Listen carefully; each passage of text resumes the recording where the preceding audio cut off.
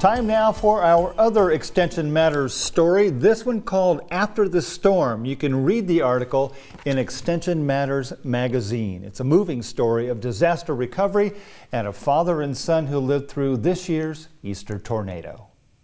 I love the farm. I was raised on a dairy farm down in Walthall County. When I was a kid, we milked by hand, but I was born in '29, so it was during the Depression. But it kept food on the table for us. So I can milk a cow in a hurry.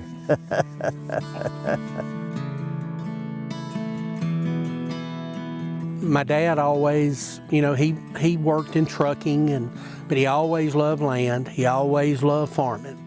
We have about close to 400 acres. When I was probably about 6 years old, Daddy started farming here, mainly cattle. And while Daddy was working other jobs, like in the oil field, I would help around here. I love this place with all my heart.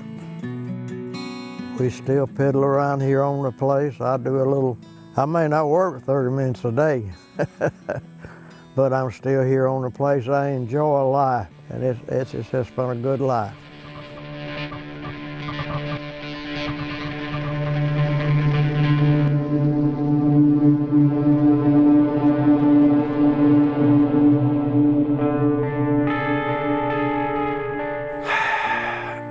When the tornado came and we realized we had survived, when I looked outside, I honestly thought about a nuclear bomb.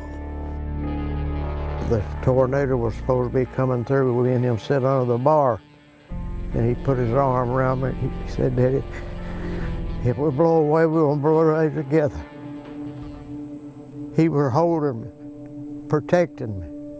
And that's where we've been all our lives. We try to protect one another. This storm hit the Mackenzie's farm was on Easter Sunday, and we had just kind of gotten into the COVID situation. So we were kind of in emergency management mode when this tornado came through. That hurt me more than anything else. It was more of it wasn't the financial loss, it was more of the beauty of the land. That was devastating. It was hard. I felt like it just destroyed part of my life.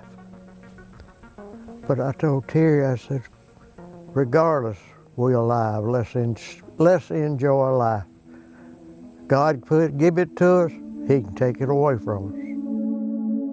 All losses are bad, but a timber loss is exceptionally great.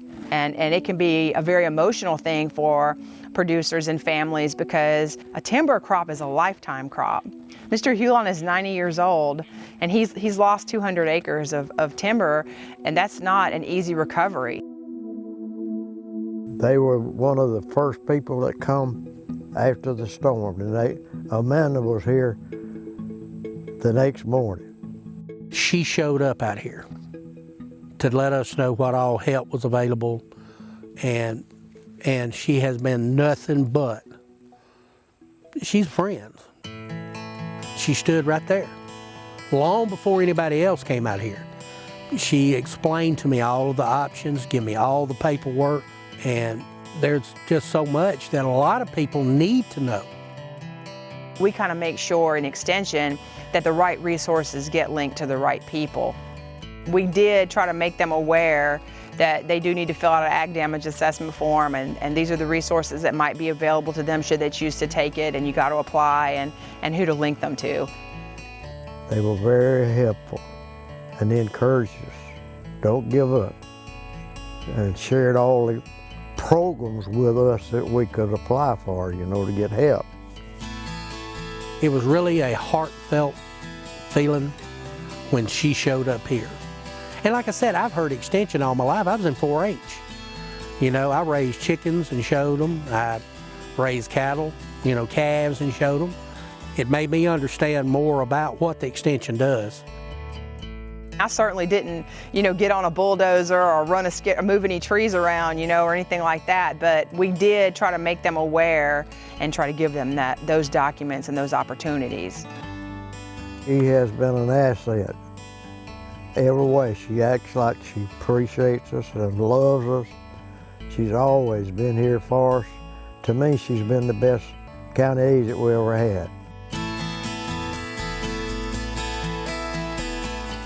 When you get to work for Extension, you know, that's a privilege, and public service is your responsibility, and we're trying to help them, you know, when they're in situations, and farming is near and dear to our heart. So I have a great respect for the people I serve, so really it's my privilege. It really is. I mean, to get to be paid to do what you love and help people, what more can you ask for? Extension matters, no question.